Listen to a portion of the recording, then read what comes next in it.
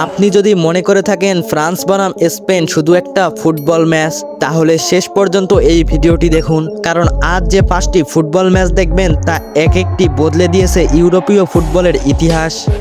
আর number 1 ম্যাচটি আজও crore crore football ভক্তের কাছে অবিস্মরণীয়।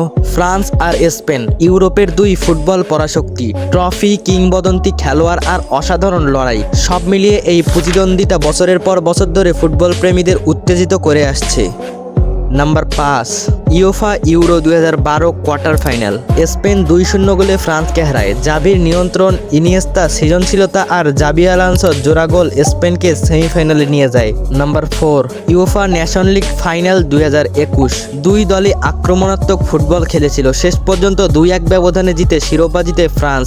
কিলিয়ান এমবাপ্পের গোল নিয়েই দীর্ঘ আলোচনা হয়েছিল।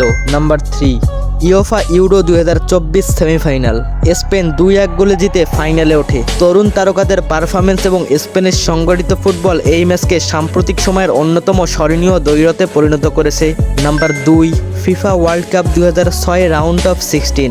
স্পেন শুরুতে এগিয়ে গেলেও ফ্রান্স দারুণভাবে ম্যাচে ফিরে আসে। জিনেদিন জিদানের অসাধারণ পারফরমেন্স আজও এই ম্যাচের সবচেয়ে আলোচিত বিষয়গুলোর একটি। শেষ পর্যন্ত 3-1 ব্যবধানে জিতে কোয়ার্টার ফাইনালে ওঠে। UEFA euro 1984 final.